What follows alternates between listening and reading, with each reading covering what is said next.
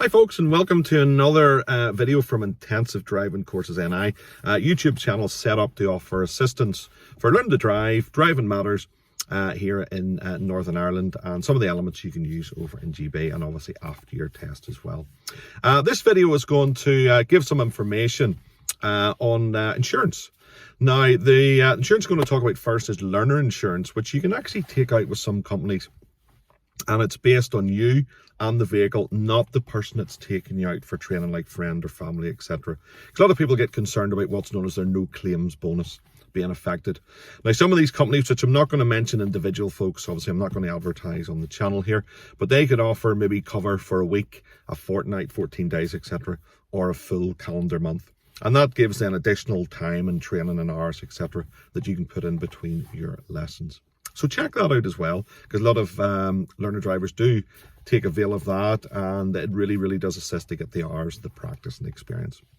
When you pass your test, it's your legal obligation to have valid insurance for the vehicle you're driving, and there is three sort of tiers, basic tiers on the insurance. Third party, most companies, their third party will cover financial assistance to the person that you collide into or cause damage to, but will not offer financial assistance or hire vehicles, etc., for the damage to your vehicles. Now, this is the basic level of cover that most insurance companies do have. Then you've got third-party fire and theft. Now, commonly that will cover, as it says, fire to the vehicle and damage, and also theft of the vehicle.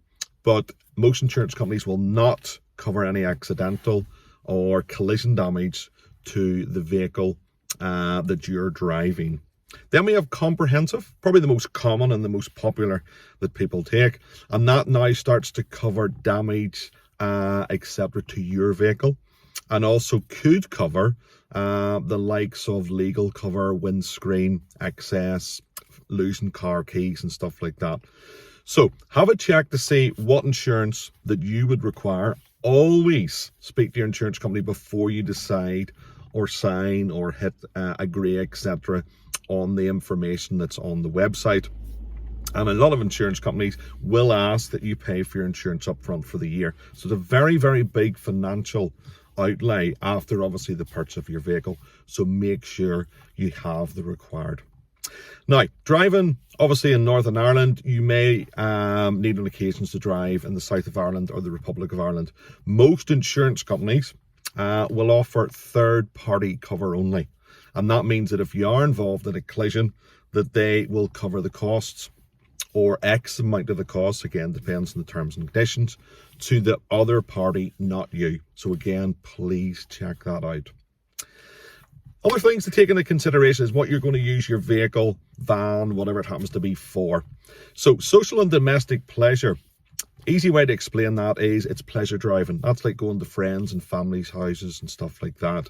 And most insurance companies will offer that as a sort of basic. Then you have commute. Now check to see if commute is on your policy, because commuting to the likes of a place of business day to day, or commuting to school or college comes under commute.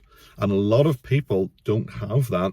And then obviously if there's an issue, that's when they find that out. So check to see if you've got commute, or some companies have commute and social domestic pleasure tied in. The other element is business. Now, if you use your vehicle, whether it's a car, a van, etc., for any business purpose, now that could be going from site to site, could be going to locations, etc., if you do a lot of outside work like surveying, etc. But also things like if you were taking somebody to the airport for a flight, or to ferry port, obviously for a ferry, that you may need because it's being used for a business purpose. Carrying equipment, carrying tools, etc., could all come under that. So if you feel that you're going to use your vehicle for a business purpose as well as just commuting to your place of work, again, look to get that added in, or check to see if it's added in as well. Now, when you come to contact your insurance, if you are involved in a collision, they're going to ask a lot of information. They're going to ask what the element is, where you were, etc. They could also ask for diagrams. This is if you're involved in a collision. There will be a lot of sort of communication with your insurance company through phone calls and emails, etc., etc. Check to see what the excess is on your policy. basic description of excess is it might say £500 excess. So if there is an incident where there's damage to vehicles or property, you would then pay the first £500 of that claim. Then if it was, for instance, 700, the insurance company would then top up the other two.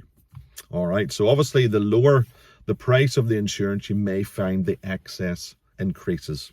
Windscreen cover as well is included in quite a few policies now, but again, you could be required to pay a £75 excess charge, and then the insurance company would top up the rest. These are all things to check out before you decide. There's various companies out there, and get X amount of quotes, look at it to see exactly what it is. Because I say, once you buy your car, insurance, certainly if it's an upfront payment, is a very substantial financial outlay that you're going to have.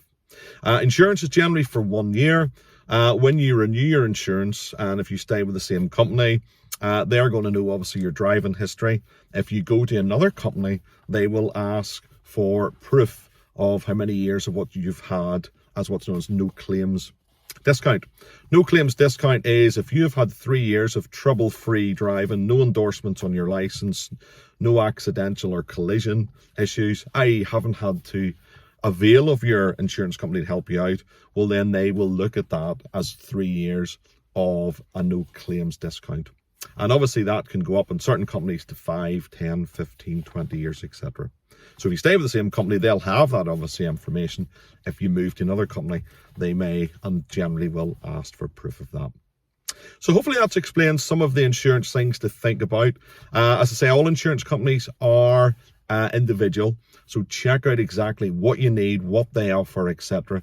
before, as I say, you commit to that financial agreement. So join us again soon, folks, for more helpful videos and information from intensive driving courses. Please like and subscribe to the videos. Hit your bell there for notification. And please leave comments, because it helps us adapt and to see generally what is being asked for out and about. So enjoy your training, or if you've just passed your test, enjoy those miles that you're doing, folks. But remember, driving is a key thing for life. So keep safe, and remember, each drive is individual. All the best, folks.